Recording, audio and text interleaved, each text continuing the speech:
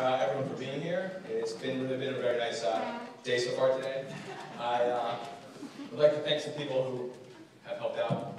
My parents, the Bigelows. You need a mic right there.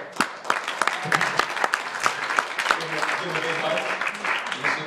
The Shepherds right here. I know Matt and Jamie couldn't have done it today.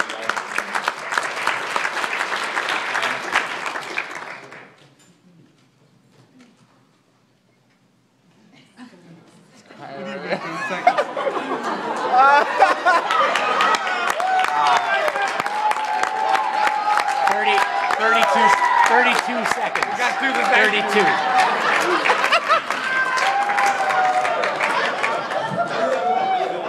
I'd also like to say you guys have raised a wonderful daughter here. And on behalf of the entire family, we're thrilled to have her. Officially, that was a bit wrong. And Gabby and I are thrilled to have her as sister, joint family. And I want to congratulate Matt because he really pulled off this miracle of landing such a beautiful line. She looked amazing. Doesn't she, everyone?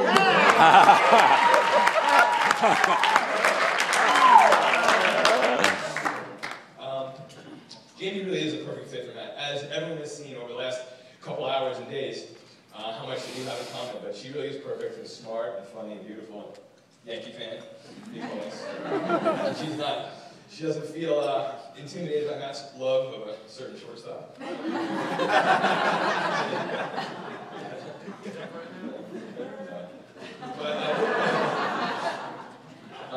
And of course, one of the characteristics that Jamie has that you need to have with Matt is patience.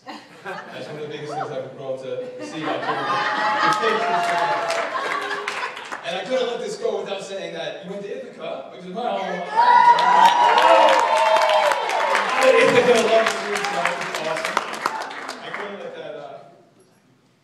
that go by without. So it is because of all those reasons that I mentioned that you are a perfect fit for Matt. It's just wonderful to see. As I said, I'm proud to stand here tonight. I'm proud of Matt. I'm proud he's growing up a little bit, you know? You look at him, he's iron today, he matches. His pants don't have phrase in the bottom. He's growing up. But the best thing about Matt is that he's growing up, but it's nice too. He's a big kid at heart, you know?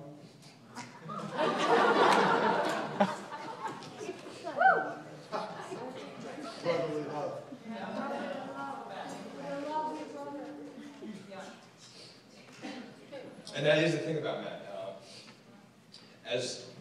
Even though he is my best friend, there's a bunch of guys in here that also consider him their best friends. Yeah. Right? Woo! Woo!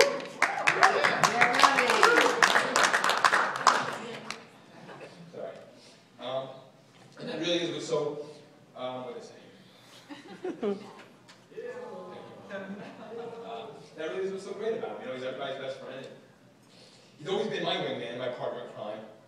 And we've shared so many life memories and moments in our life. It really is difficult to just kind of tell one story or pick one moment. But I've made, ladies and gentlemen, in front of me, we have the top 10.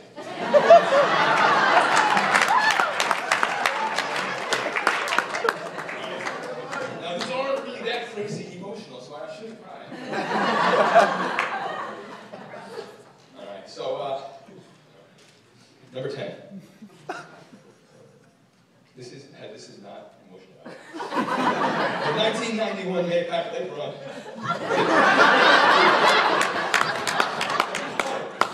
A race of 400 kids. Matt came in 42nd, and I came in 41st.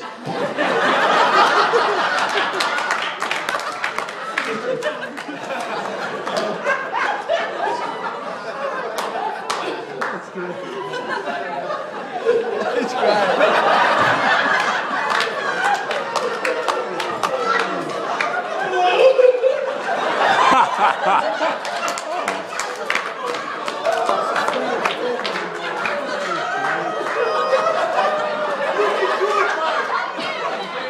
This is John's fault. He's been telling me the entire weekend I was going to start crying about that. Can't make that up. And I was really happy that I beat Matt, you know.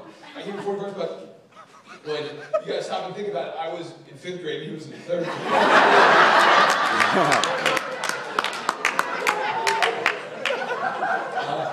Number 9, first time we went to a Yankee game on our own, without our dad, with our own money. We could get whatever we wanted. Matt spent all his money on hot pretzels.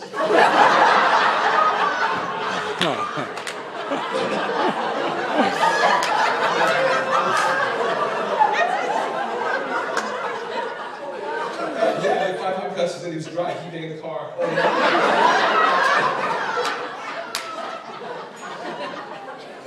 Number 8, when we were really little, I forget how old, we had the brilliant idea of making prank phone calls in the middle of the night, but we only really knew one phone number.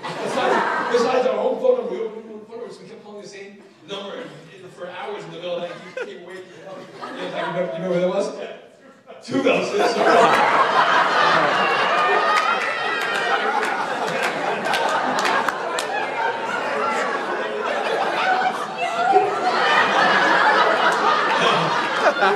If you look at your records for April 1988, that was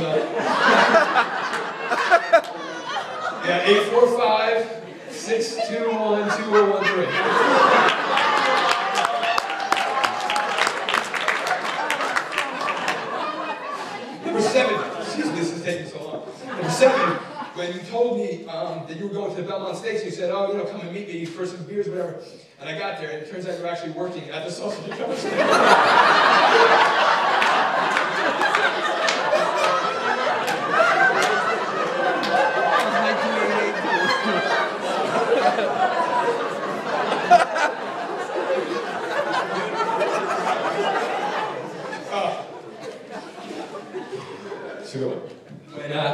Number 6, when we posed as professional baseball players and snuck our way into Derek Jeter and Michael Jordan's party in the city. And we got escorted directly to their VIP table and gave the handshakes and stuff. Number 5, when you got thrown out of that party for hugging Michael Jordan around the waist when he came out of the bathroom.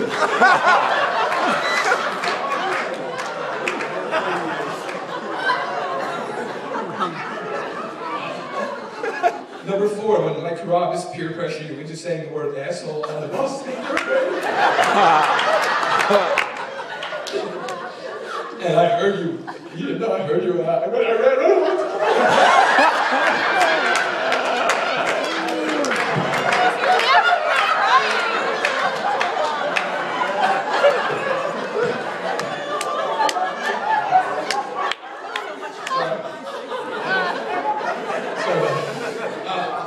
Number 3, I'm sorry.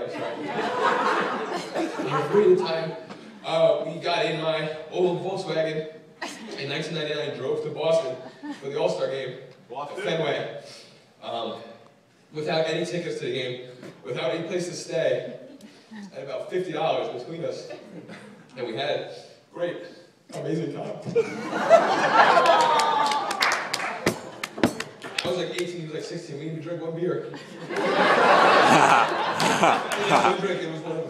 It was like the beginning of it all, you know? It is possible. It is possible. Tremendous. All right, sorry. Number 2, when my front tooth grew out. Terrible accident when I was 15 years old, and I was standing there in the mirror, bloody, gushing blood, and Matt kept trying to cheer me up by saying I'd grow a new one. I was 15.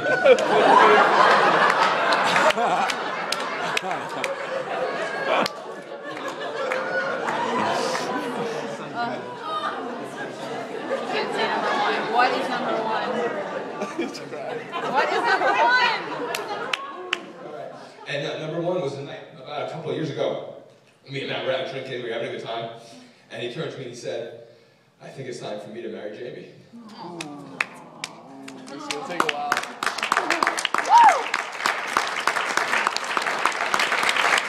And here we are.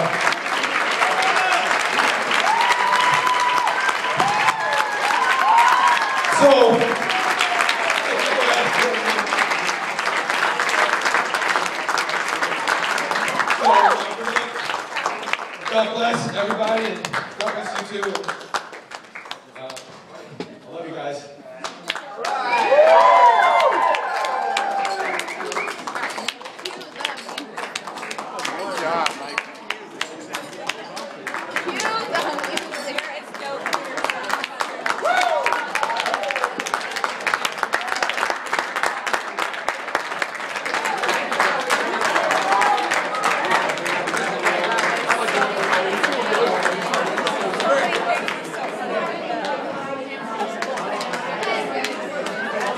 How about a hand for Mike Bigelow, one of the greatest, best native speakers I've ever heard.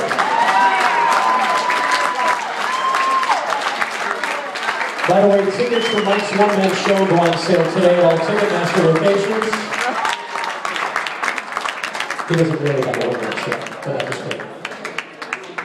Now, ladies and gentlemen, I'm going to ask you to please stand at your tables, and we're going to bring a couple of people that you are very familiar with. We're going to bring the parents up with us right now, ladies and gentlemen, the parents of the groom. Michael and Elaine are going to do blessing for us.